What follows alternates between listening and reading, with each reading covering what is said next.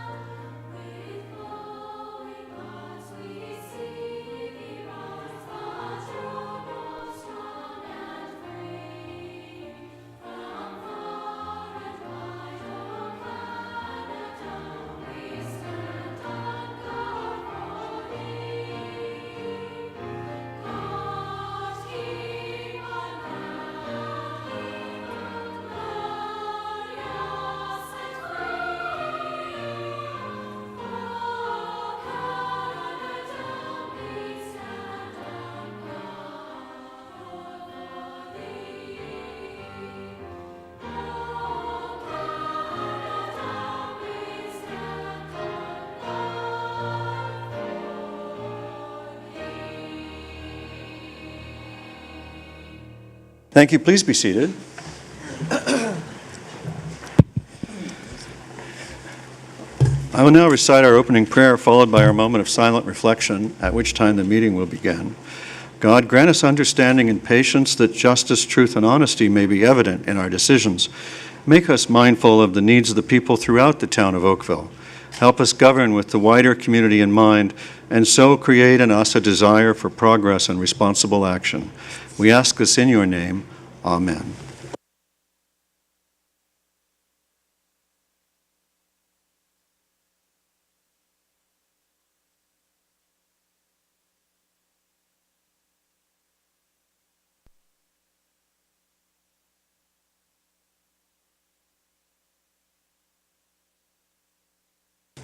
Thank you. Madam Clerk, I see we have no regrets this evening. Council, are there any declarations of pecuniary interest?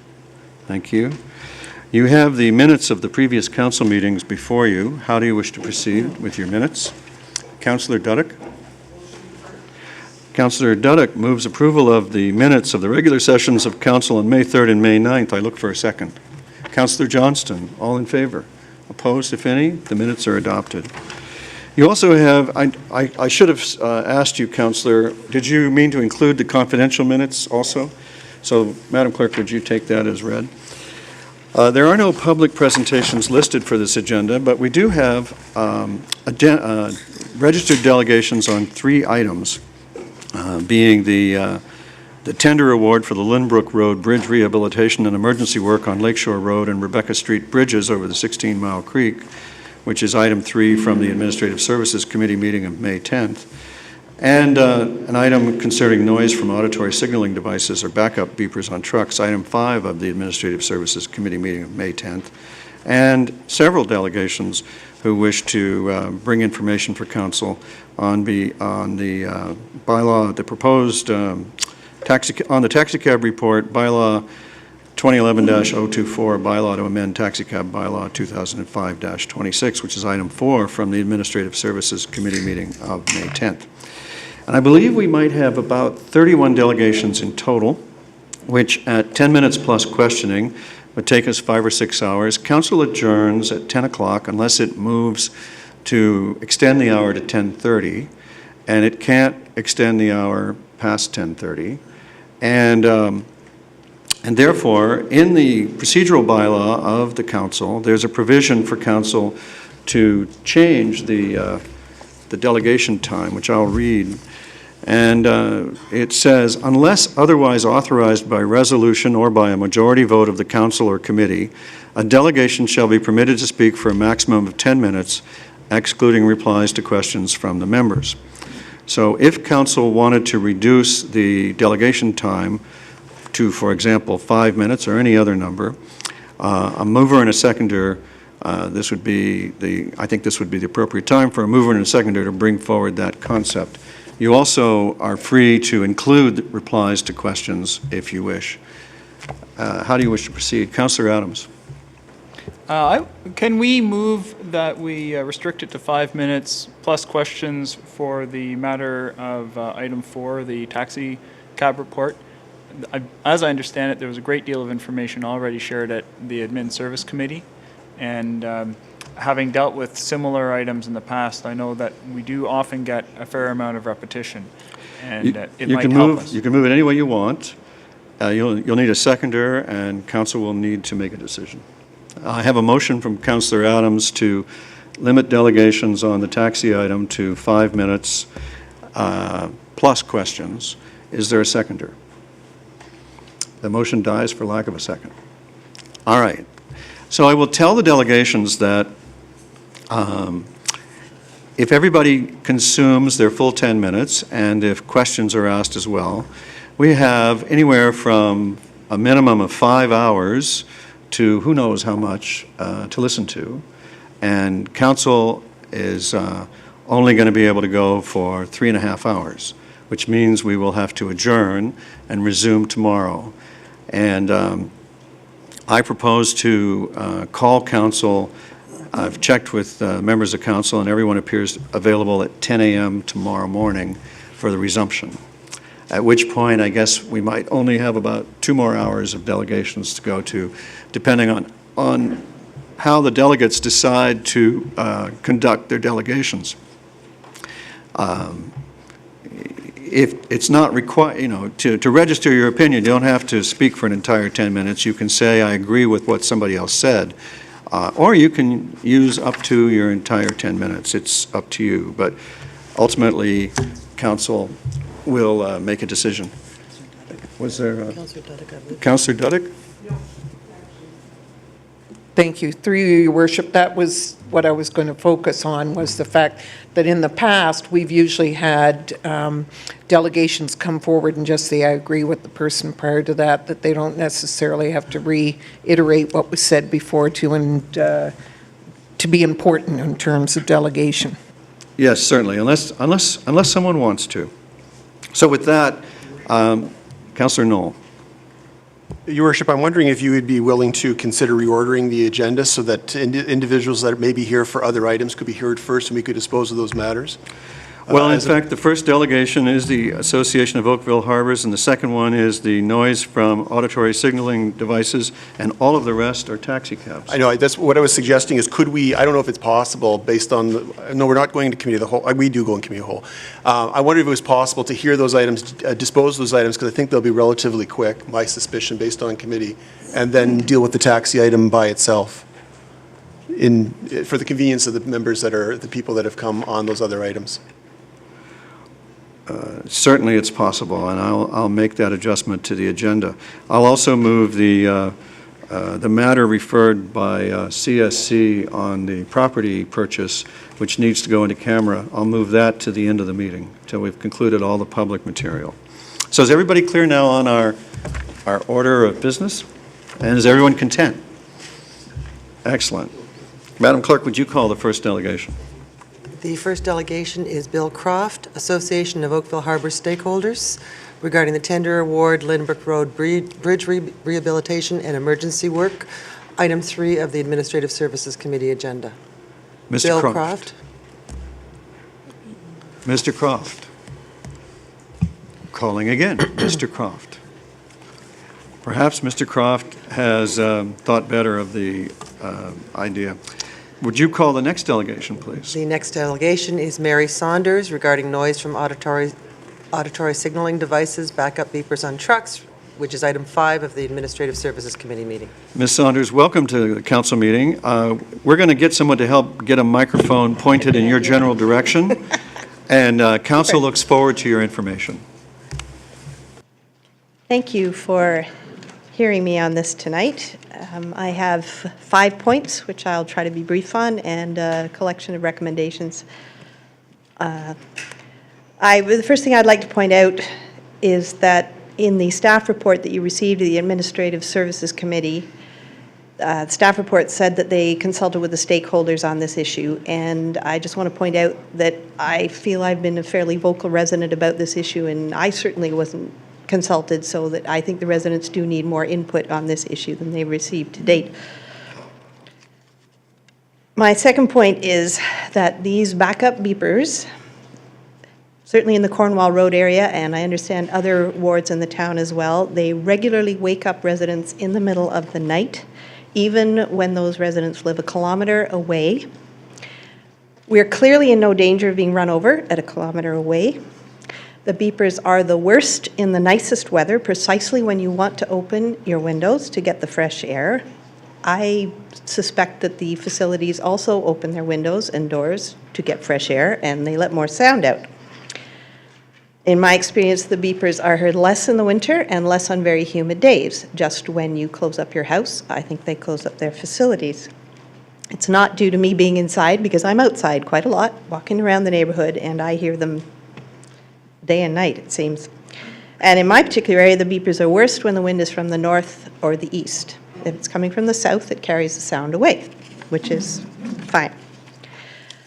My second point is, since my appearance at the Administrative Services Committee last week, I have been in touch with an acoustical engineer, and I've asked him about the general properties of these backup beepers.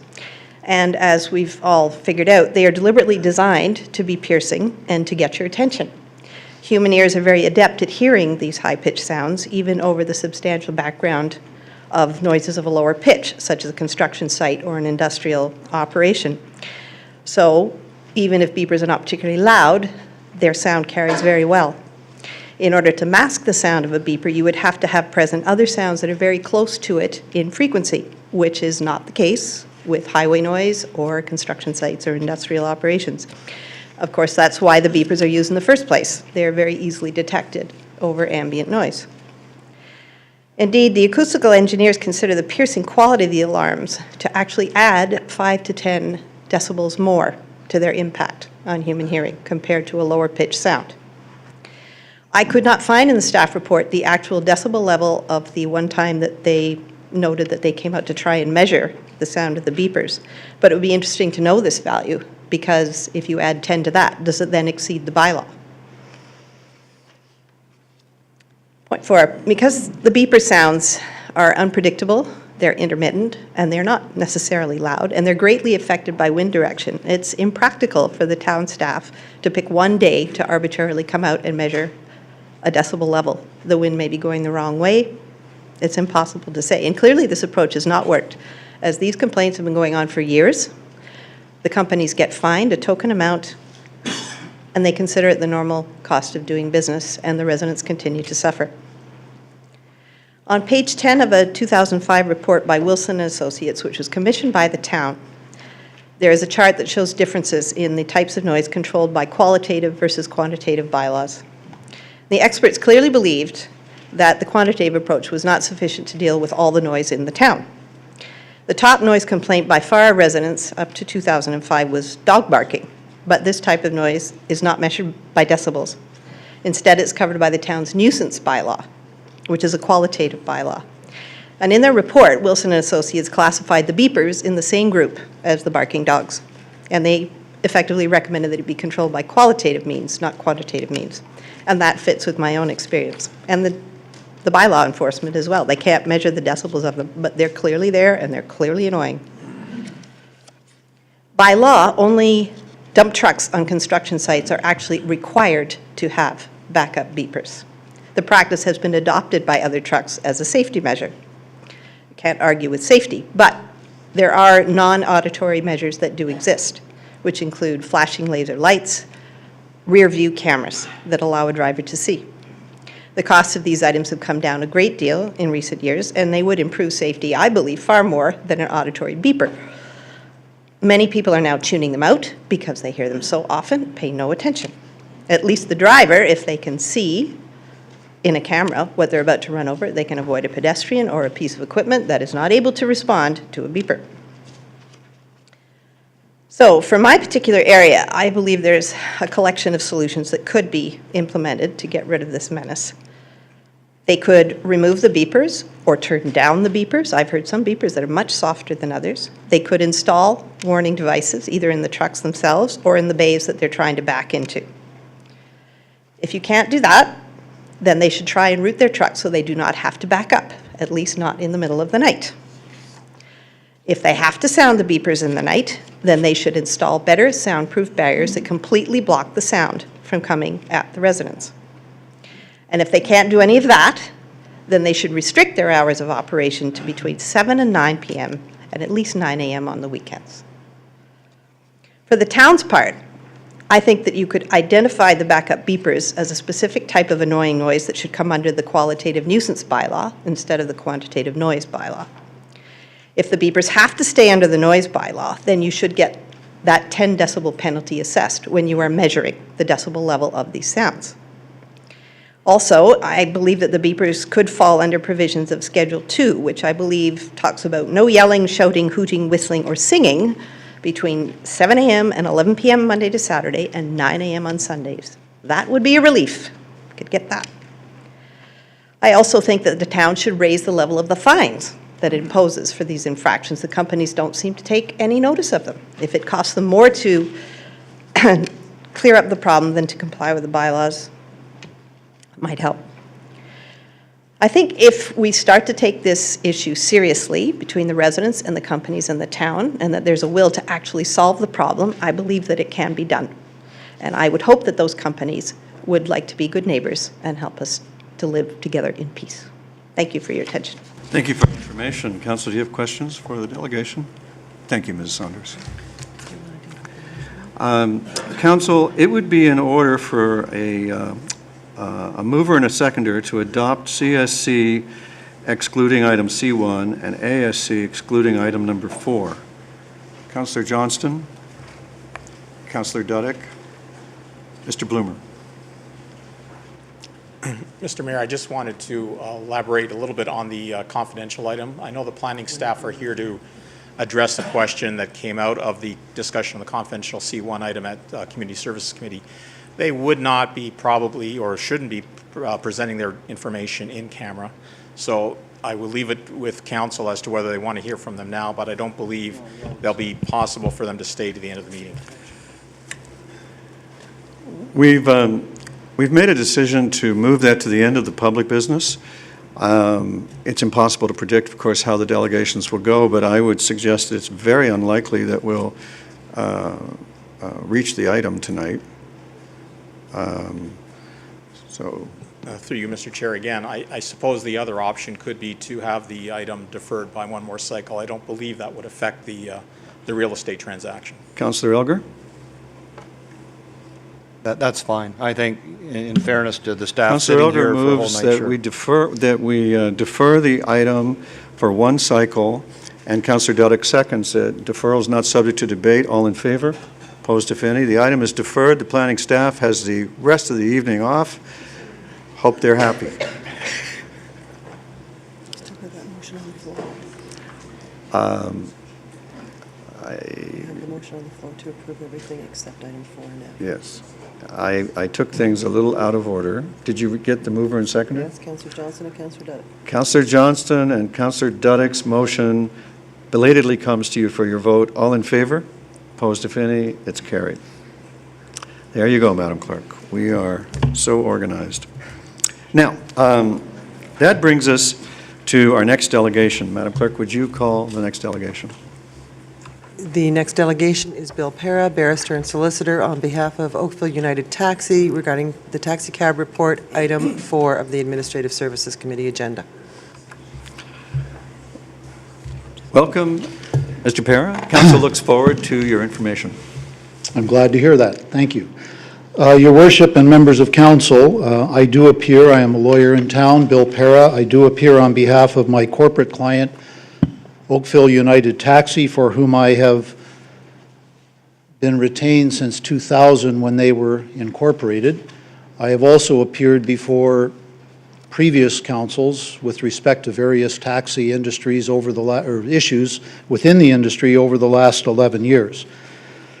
I appear before you tonight to ask, in the alternative, that the staff recommendation before you be deferred or referred.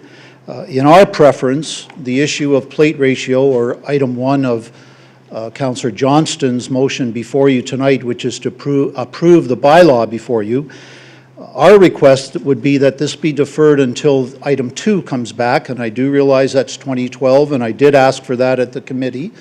But it seems to me that given the number of people that are here, given the representations at committee, given that this is a major shift in policy, given that it affects the economic viability of so many stakeholders in the town of Oakville, I respectfully suggest there's no rush. In the alternative, if council is not prepared to defer or refer the whole staff recommendation, or sorry, Councillor Johnston motion to when the ambassador plate issue in item 2 comes back, then I would ask you to refer at least the bylaw and the plate ratio issue contained therein to the July 4 council meeting, which was the suggested date at the committee, not a date that was agreed to but discussed, and that was the suggested date allowing 3 cycles of council. As my letter of May 11 says, I have spoken to the BMA representative, and he is able to not only supplement his 2009 report, but also attend at the July 4 council meeting. So with respect, and as I said at the committee, among the many concerns we have with the staff report are the timing, or is the timing. I repeat that the report of Mr. Bouillon was dated March 8. There was no public circulation of it, to the best of my knowledge, until May 6. And yet, over a weekend, we were supposed to respond, as I think 19 delegations did, on May 10, just 4 days later. At that committee meeting, I asked that the matter be deferred to give us the opportunity, us, Oakville United, to respond in detail to the staff report and to get professional assistance in that regard, and to give the other side of the coin to Mr. Bouillon's report, and to provide some empirical evidence to support our position. It seems to me that to go from 1 in 2,000, or a ratio of 1 of 2,000 population, to 1 in 1,500 without any empirical data or support in the report to support same, and contrary to the opinion of BMA Consulting, which indicated that 1,500 was not the appropriate ratio for Oakville. And in fact, if anything, it should be higher. It should even be higher than the 2,000 that it is now. In fact, BMA was suggesting that the ratio of 1 to 2,800 in Burlington is very comparative to what Oakville faces. Now, whatever the decision is going to be at the end of the day, and it may be that council supports staff recommendation, but please kindly give us the opportunity to present contrary evidence. And with respect, we haven't had that opportunity because of the timing. There are other issues within that report, as my letter said, the ambassador plates, and coincidentally, I assume most of you are aware that the Toronto Star came out today with an article on that issue, which I interpret to say that Toronto is reconsidering that whole ambassador plate issue, and certainly there is angst amongst the industry in Toronto. Oakville is not Toronto. Our numbers are not Toronto. Oakville United Taxi does not support ambassador plates for reasons that I've stated in years past, and I'm prepared to state again. In 2007, when the ratio went from 1 to 2,000, down from approximately 1 to 2,500, my client reluctantly agreed to that ratio on the basis that leasing was finally going to be either supported or at least not objected to by staff. And yet in the last 3.5, 4 years, that issue has been buried and never come back. So we made lots of presentations during that cycle of council as to why the industry, or at least my client, would like to have leasing. We spent countless hours. We came up with a made in Oakville policy for leasing that just died. I'm not suggesting tonight that has to come back, but I'm suggesting that when the industry, or my client, agreed to the 1 in 2,000 ratio, reluctantly I might add, it had a caveat and a condition, and that condition was never met. In 1991, I understand the ratio to population in the town of Oakville was approximately 1 to 2,500. In 2001, it was approximately 1 to 2,600. In 2007, it went to 1 in 2,000 for the reasons that I've just stated and under the circumstances which I've just stated. And yet now we are being asked, or the industry is being asked, and council's being recommended by the staff report to go from 1 in 2,000 to 1 in 1,500 like that, without really any public participation, without the opportunity to go through the former Taxi Cab Review Committee, which has been disbanded. So I repeat that the timing of the March 8 report to the May 6 publication of that, to the May 10 meeting, to here we are on May 16, has not allowed the industry in a whole, and I do not represent the industry as a whole, but my client, Oakville United Taxi, one of the brokerages in town, does not afford them reasonable opportunity to oppose, respond to, contradict that report. My letter referred to openness, fairness, and natural justice, and I'd like to end my remarks with reading to you the definition of natural justice from Osborne's Concise Legal Dictionary. Natural justice, the rules and procedure to be followed by any person or body charged with the duty of adjudicating upon disputes between or the rights of others, e.g., a government department. The chief rules are to act fairly, in good faith, without bias, and in a judicial temper, to give each party the opportunity of adequately stating his case and correcting or contradicting any relevant statement prejudicial to his case, and not to hear one side behind the back of the other. Relevant documents which are looked at by the tribunal should be disclosed to the parties interested. In short, not only should justice be done, but it should be seen to be done. Thank you. Thank you, Mayor Para. Councillor Knoll. Thank you, Worship. Mr. Para, in your letter, you indicated that your client is prepared to release statistical information, financial information to town staff if there was to be deferral. Could you give some more detail on what that would be comprised of? In a short way, it would be responding to Mr. Bouillon's report that went out to the industry. I believe it was November 09, just going from memory. But it would be to answer that letter. I do have a concern about what might be confidential. And it may be that this is submitted to you in a private and confidential form. But at the end of the day, you're still prepared to, your client is still prepared to make that information available to our legal team or clerk staff, whoever's negotiated. I have received those instructions. I know that was an issue at committee, and I indicated to the person asking the question that I had not been part of that decision. I gave you a reason why things were not provided. But I also indicated, I think through Chairman Khan at the meeting, that I would recommend that they disclose that information. The other thing I wanted to ask you about is during the discussions last Tuesday, one of the delegates had suggested that should a private, a secret ballot be conducted amongst all the licensed drivers in Oakville, that the results of the surveys or the petitions, the results of the support or lack thereof of the various proposals would be different. I had a conversation with a member of your client's firm, and it was suggested to me that they may be prepared to accept or participate in a private ballot, a private secret ballot amongst drivers. Are you aware of that, or can you comment on that? I'm not aware of it, so I cannot comment with instructions.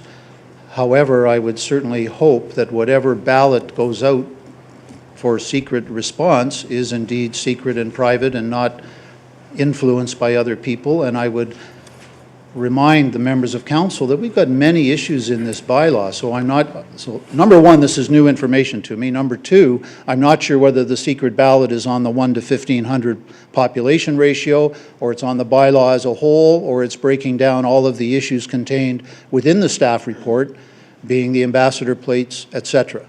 So that's the best answer I can give you because it's a new issue to me tonight. I think the question, it came about as a result of a delegation who was responding to the petition.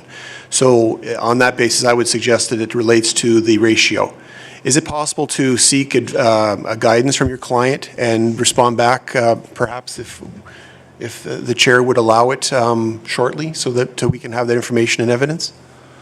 Well, I know certain members of my client are speaking as a delegation. I will endeavor and undertake to this council to speak with them when I am excused here, and if permitted by the chair, would come back and address that issue. Thank you, Mr. Perry. Thank you, Councillor Adams. Were we dealing with the issue of the ratio last term where you were involved? Yes, sir, in 2007. So you were involved at that time. So we've been dealing with the particular issue of the 1 to 1,500 ratio for an extended period of time. No, sir. I was involved in 2007. As I recall, your last term, of which you were a member, was 2006 to 2010. I was involved in 2007 when council decided to go to 1 to 2,000, as my letter referenced. And in my view, and as was discussed at that time, the issue of leasing, which was very important to the industry, was acknowledged by staff to no longer be objected to. I understand that the issue of 1,500 came up in 2009, and I was not involved in that cycle. You have some history on council going way back. Were you involved in discussions in the 80s on the same topic? Certainly not as impactful as it is now. In my term on council from 1985 to 88, there were taxi issues, but I don't recall this particular issue having this resonance.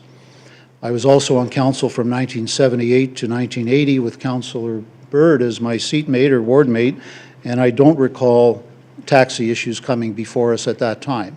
But I would say that from my perspective, the Taxi Cab Review Committee was a very useful source. And so there's a, I understand from Mr. Bouillon that in and about 83 there was some discussion of that. So perhaps that's outside of your I was not a member recollection. of council at that time, Okay. nor was I representing anyone in the industry. Okay, that's fine. I was just trying to understand the background there. With respect to the Taxi Cab Review Committee, it was disbanded last term. In fact, I think it was Councillor Knoll that made the motion to disband it. Would you like to see one put back into place? Well, personally, I would. I've been involved with this in my professional, not council life since 2000.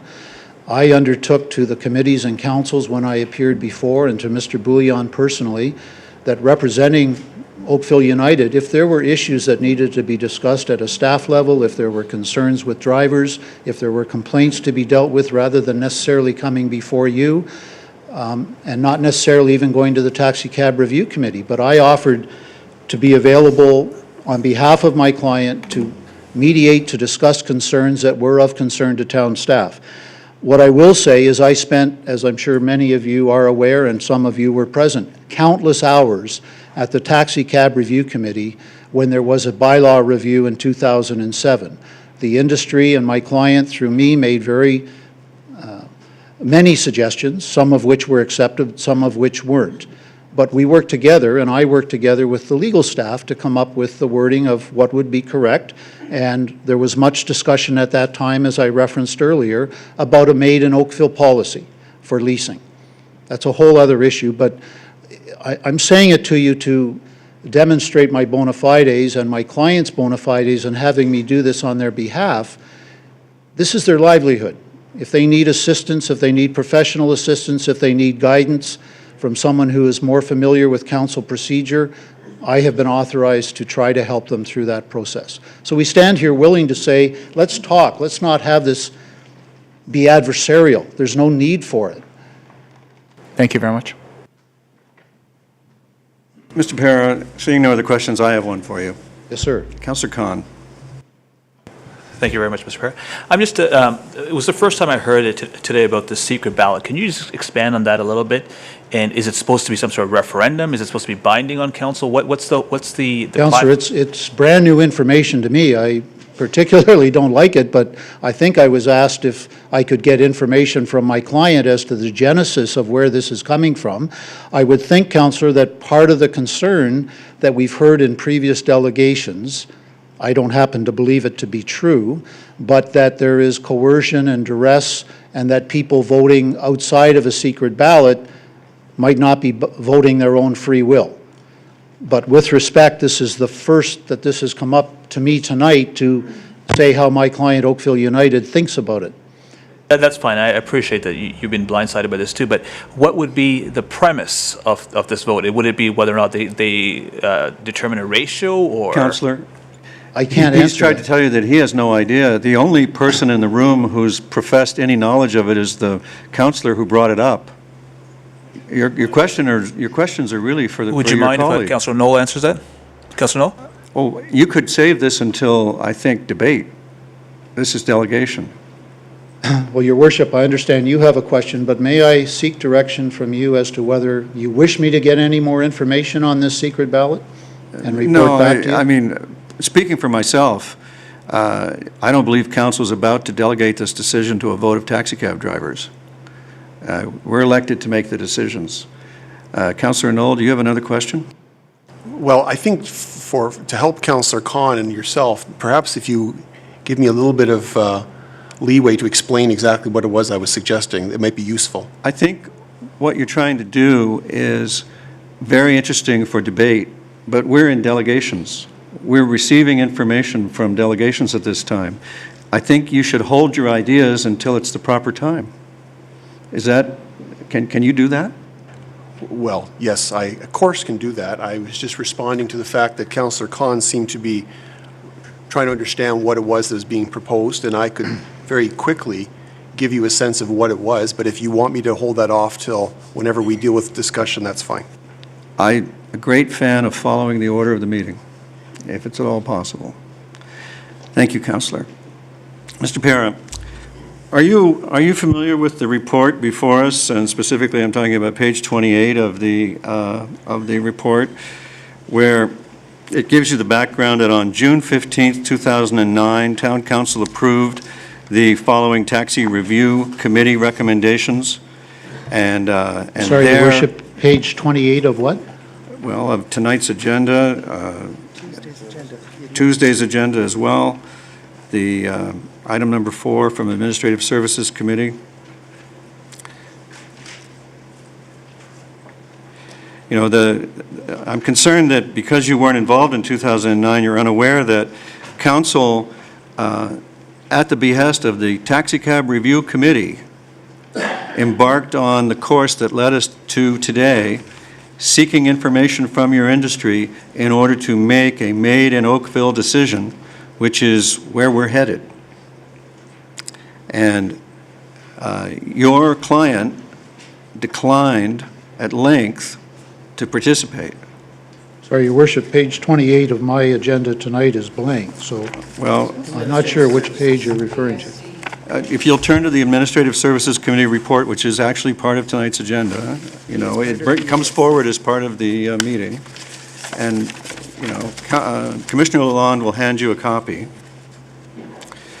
What you'll read there. Okay, yes, I've seen that. Thank you.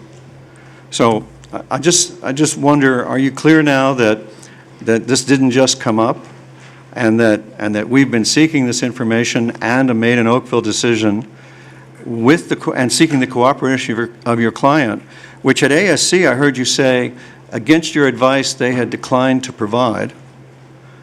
No, And- sir, I and was now- never asked to give advice at that time. And now, I hear you coming forward and saying that they would like to provide information, and they might provide some information, if only we'll delay it yet again. Well, Your Worship, And at the end First of of all, your, on at the page end of tw- your assurance, I did not hear, I mean, were you giving us an undertaking that the information sought would actually be provided? sir, if we're talking the same thing, which is the financial information? Yes, we're talking about the financial information. Okay, well, I don't see that referenced on page 28 of the ASC report. It's But my item letter 2. dealt with that issue. It's item 2. If you'll look at 1A2, staff to work with the taxicab brokerages in the review of expenditure and revenue levels within the taxicab brokerages and the cost structure on the taxicab brokerage side and on an average vehicle. And that's the information that your clients declined to provide. and which I understand you to be indicating they might now provide if we'll delay until July. And my question, sir, is, if we delay, will they in fact provide this information, or are we merely just playing a delay game? Well, number one, I wasn't involved in 2009, and I did not tell you at committee, or mean to tell you, that I recommended that they do something that they didn't do. I indicated I was not involved with that issue in 2009 and knew nothing about their decision. Do we have an undertaking we can rely upon from your client to provide this information if we grant this deferral? Yes, sir, it was in my letter of May 11, and I answered that question already this evening. Well then, if I were willing to support a deferral, our rules are slightly odd in this way. We have to hear all the delegations before we can make a decision or put a motion. So it would be improper to move a motion to defer. But if we're going to defer it, it seems like a bit of a waste of time to go through it now when you might prefer to say it again later. So how do you wish to proceed? Just a point of information, Your Worship. I'm a little confused here because you've said two different things. On one instance, you said an undertaking from his client, which is substantially different from an undertaking from a lawyer. Can you please clarify that? Well, thank you for the professional help. I'm looking for a reason for council to believe that a deferral will get us some information, the information that we're looking for, and not just delay the decision for 3 cycles. Well, how do I get that? Okay, well, what representation is council receiving? Well, first of all, I would like to go back to my opening remark. My preference would be that this not go 3 cycles, but if that's the alternative, I'm very appreciative. My suggestion is that this issue is so significant that it should come back as part of a comprehensive report when the ambassador plates due. I realize there may not be support for that. To answer your question directly, I have received instructions from my client, which I sought the morning after the ASC committee meeting, and I have been advised and instructed that they will provide the information requested in Mr. Bouillon's letter. Councillor Khan is quite correct. I can only undertake to personally try to obtain it. If it's not obtained, I can't deliver it. But I have no reason to disbelieve that they will not deliver what they say they will. Well, why do we need 3 cycles for that? Well,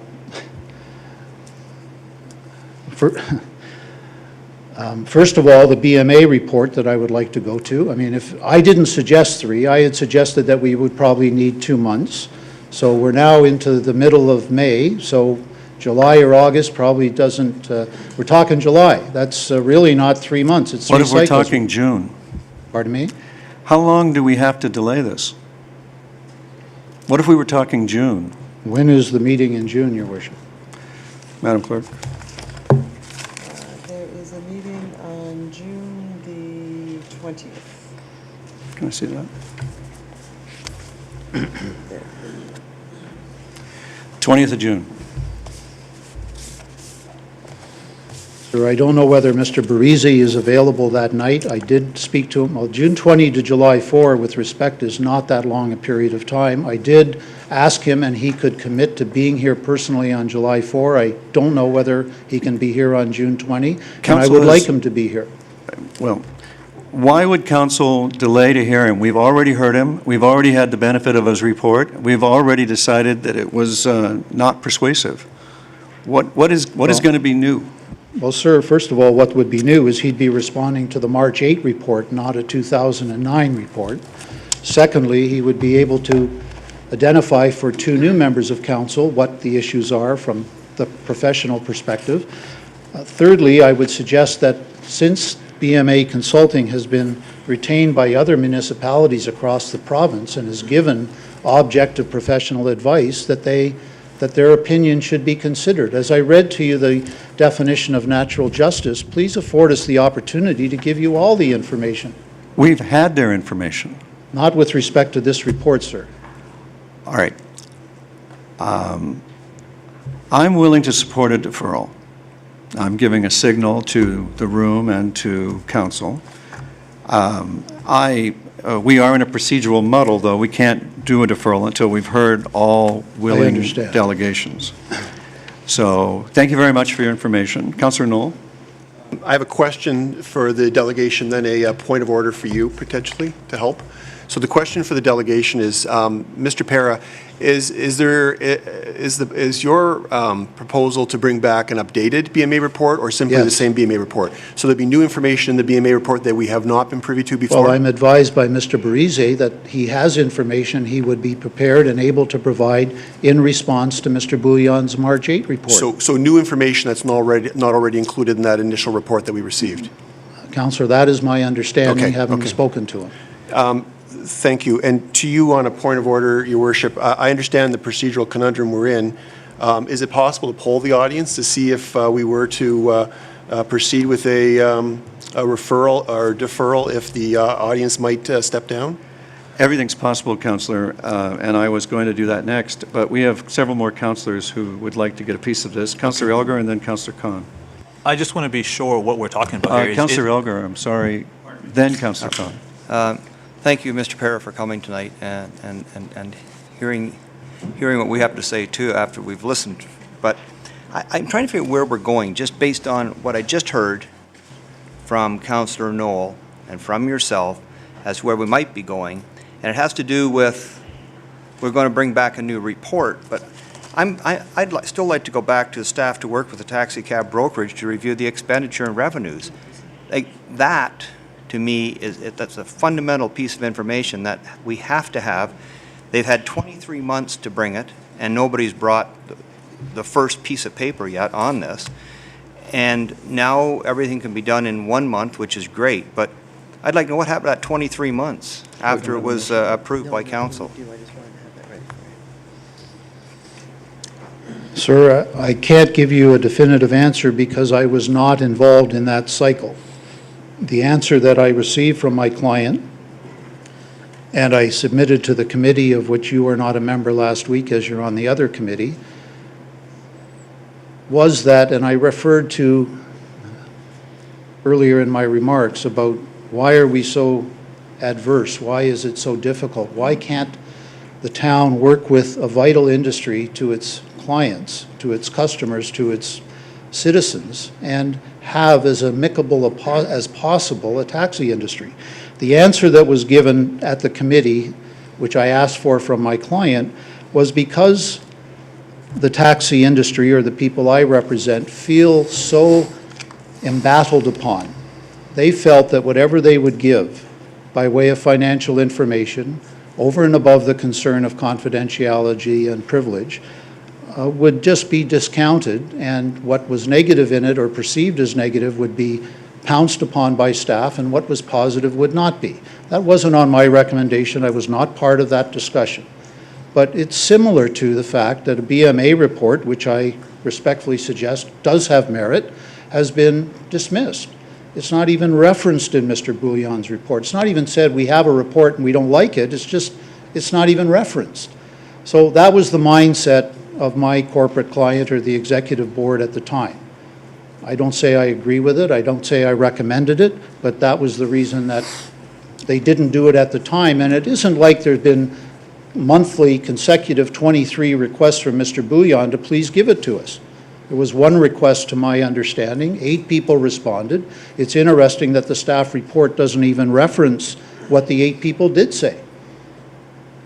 So there's some evidence that was submitted, not by my client, but by other people in the industry.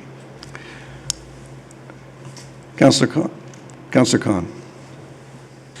you very much. I just want to be clear where we're going on with this. If we do defer this, and I know there's some sort of deal going on with you, Mr. Para, and the mayor trying to negotiate a deferral, is it your understanding that you'll bring back all those financial statements by the 20th as well, and help have whatever supplementary report that BMA Sir, might produce? I can't agree to the 20th. Just what's the difference of the 20th to the 4th? Everything has been premised on the 4th if there's to be a deferral granted.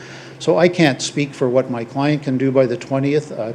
This is a new date that's thrown out, but with respect and giving us reasonable opportunity and a timely opportunity, what possible difference does it make between June 20 and July 4, which was the date that I did speak about because that was the suggested date?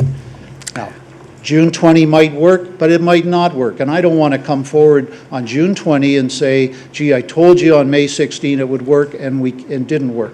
I'm not pinning you down to date. I just want to know what the terms of that deferral are. Will you be bringing those financial statements? Yes. Well, no, they'll be submitted through Mr. Bouillon before that. And I anticipate to bring Mr. Barisi of BMA, and I anticipate he will have an updated report dealing with Mr. Bouillon's report. All right, Council, I will recommend that we accede to the request of a deferral to July 4th to accommodate the gentleman and his client. We won't be able to get to that and actually do that until we've dealt with delegations, because we can't get a motion on the floor until then. I think we've exhausted the information we can get from you at this time. Maybe counsel can advise his clients that they don't necessarily need to speak today. Well, all of the people who are listed are not affiliated with my client. Some are, many are, but not all of them. So let me see if I can chair us through this. Am I Thank you very excused? much, Mr. Para. Well, thank you for your attention to all of you. All right, I will now ask the delegations who are registered if any of them wish to speak tonight, or if they would like to wait, keep their powder dry, and speak when we consider the matter for a decision later this year.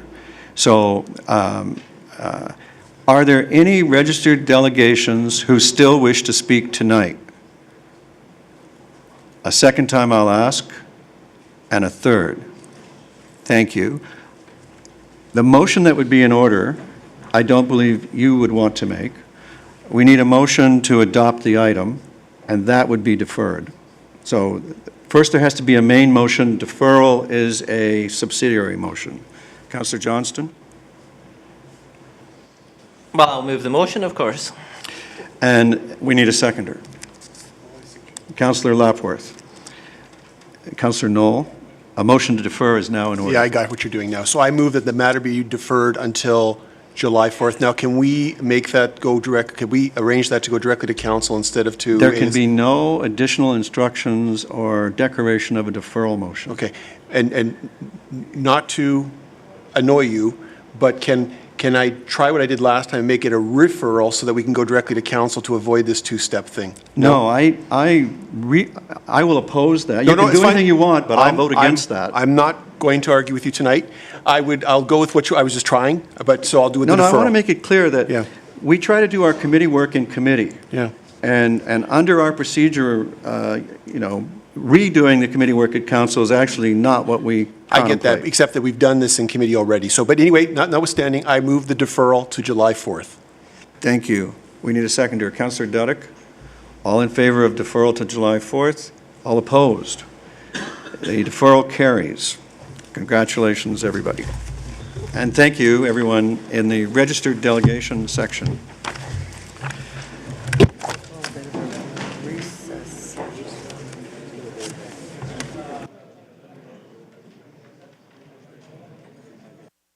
Being generous then.